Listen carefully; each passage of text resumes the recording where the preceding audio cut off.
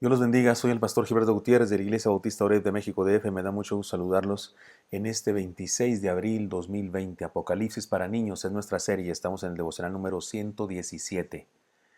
La derrota del mal, nuestra victoria. Así es nuestra enseñanza y estamos basándonos en Apocalipsis capítulo 17. Ya dijimos que en este capítulo se nos narra una escena grotesca y desagradable. Es un juicio de Dios contra la maldad más ruin y sin embargo sigue siendo un anuncio de victoria. Se trata de la derrota de la maldad, la perversión y la rebeldía contra Dios. Ahora nos corresponde analizar algunas ideas principales que el texto nos comunica. Estudiemos algunos pasajes para entender las enseñanzas una a una. El día de ayer leímos todo el texto, recuerdan, y dijimos alguna breve cosa sobre cada pasaje y analizamos de lo que se está hablando. Pero ahora vayamos a unas enseñanzas en particular, usando solamente algunos textos en cada enseñanza. Leamos los versículos 1 y el 14. Dice así el versículo 1. Vino entonces uno de los 7 ángeles que tenía las 7 capas y habló, las 7 copas, perdón, las 7 copas, y habló conmigo diciéndome, ven acá y te mostraré la sentencia contra la gran ramera, la que está sentada sobre muchas aguas. Y dijimos desde ayer que este libro nos presenta una visión global de la victoria del Cordero, pero en este pasaje específicamente la victoria significa la derrota contundente del enemigo de la fe, del enemigo de la iglesia, aquel que perseguía a los cristianos. Y se trata sin duda de la caída de un imperio, la caída de una ciudad y de un imperio, la ciudad que representa ese imperio. Y es bastante difícil pensar que los cristianos del primer siglo no identificaron a Roma como esa gran ramera. La idea del adulterio y la idea de la prostitución o de ser una ramera está implícita en la Biblia en diferentes pasajes. Ayer lo leímos, recuerdan, en Nahum hay una profecía contra Nínive y dice, a causa de la multitud de fornicaciones de la ramera de hermosa gracia, maestra de hechizos, que sacude las naciones con sus fornicaciones y los pueblos con sus hechizos, es una profecía contra Nínive y se le llama a esta ciudad una ramera que fornica. Perdonen, por eso dije que es un texto que habla de un asunto grotesco. También hay una profecía contra Jerusalén en donde también se le llama así, ¿cómo te has convertido en ramera, oh ciudad fiel? Llena estuvo de justicia, en ella habitó la equidad, pero ahora los homicidas. Incluso también se usa para hacer un juicio contra Tiro. Dice, toma arpa y rodea la ciudad, oh ramera olvidada, haz buena melodía, reitera la canción para que seas recordada, y acontecerá que al fin de los 70 años visitará Jehová a Tiro y volverá a comerciar, y otra vez fornicará con todos los reinos del mundo sobre la faz de la tierra. Está triste y lo leímos ayer, pero era importante una vez más señalar esto para establecer que este asunto de la ramera es una metáfora, habla de un imperio, de una ciudad que representa un imperio. Y en Ezequiel 16:16 dice, una profecía contra Jerusalén, tomaste de tus vestidos y te hiciste diversos lugares altos y fornicaste sobre ellos, cosa semejante nunca había sucedido ni sucederá. El versículo 14 dice, con respecto a este imperio, a esta ciudad, a este poder humano que pretende corromper al mundo entero o que lo está haciendo, dice el versículo 14, pelearán contra el Cordero y el Cordero los vencerá, porque Él es Señor de señores y Rey de reyes. Los que están con Él son llamados y elegidos y fieles. Es una alusión al conflicto de los siglos, es decir, al conflicto más conflicto que existe, el conflicto de los siglos, del bien contra el mal, de nuestro Dios contra los enemigos de nuestras almas que pretenden destruir la moral y la iglesia y el mundo, y Dios combate contra ellos y los vence. Estos son los dos pasajes que vamos a leer para encontrar una enseñanza que en este capítulo 17 de Apocalipsis encontramos. El mal está condenado en sí mismo. El mal no triunfará nunca, aunque de repente parezca, aunque de repente nos desilusiona y nos sentimos tristes, derrotados y decimos no es posible, aquí el mal está triunfando, eso de que el mal siempre gana no es cierto. Bueno, pues este pasaje es muy claro cuando nos dice que el mal está condenado en sí mismo. No hay posibilidades de triunfo con el mal. Ser malo es ser perdedor. Aquellos que se unen al mal, aquellos que se apartan de Dios y se unen al mal, se van al lado oscuro, como diría en el lenguaje de la Guerra de las Galaxias, los que se van al lado oscuro se van hacia la derrota. hacia la condenación, hacia el perder, ser loser, ser perdedores. Hacer el mal es derrotarse a uno mismo. El mal es mal negocio. Definitivamente es mal negocio.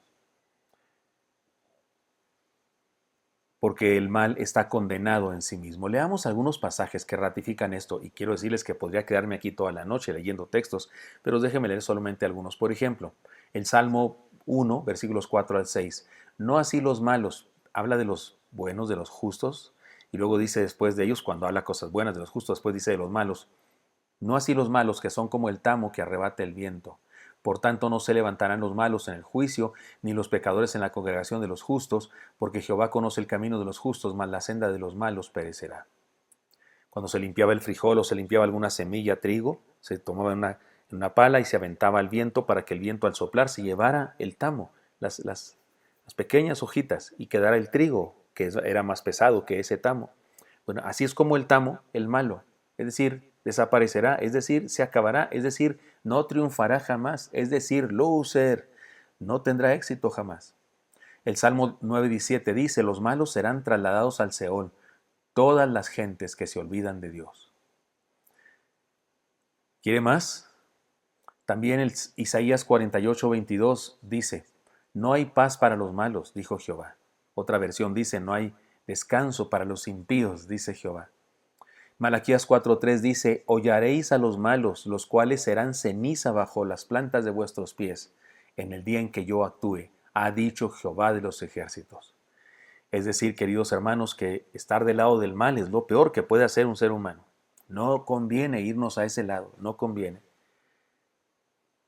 La mejor manera de vivir es haciendo el bien. La mejor manera de vivir es escogiendo el bien. Ahora no somos perfectos, no, pero podemos escoger ir para allá, ir en esa dirección, que nuestra voluntad esté puesta en seguir a Dios y hacer las cosas como Él manda. Esta verdad de la derrota segura, absoluta del mal, debía animar a los cristianos del primero y segundo siglos a mantenerse en el camino de la verdad y del bien, siguiendo al Maestro, sabiendo que la meta final sería una victoria contundente. Porque es un hecho que bajo las circunstancias que ellos vivían de persecución, pudieran haber pensado, pues más vale ser de los malos, ¿no? Más vale ser del otro bando porque son los que les va bien, son los que triunfan, son los que nos matan a nosotros. Pero no conviene ser del lado del mal. Déjenme les cuento una anécdota hablando de eso, del bien y del mal. Un día fuimos a Ciudad Juárez, Chihuahua, mi tierra santa es Chihuahua, el estado de Chihuahua, pero fuimos a Ciudad Juárez porque íbamos a la Casa Usada de Publicaciones. Y Ciudad Juárez está en la frontera con El Paso, Texas, donde está la Casa Usada de Publicaciones. Sale más caro ir al Paso, Texas, que ir a Juárez y luego cruzar. Llegamos a Juárez, rentamos un carro. Era muy noche, no sé, 11:30 de la noche que llegamos. Mientras sacamos maletas y todo eso, nos dieron las 12:30, 1, y bueno, tomamos el carro y nos fuimos rumbo al Paso, Texas.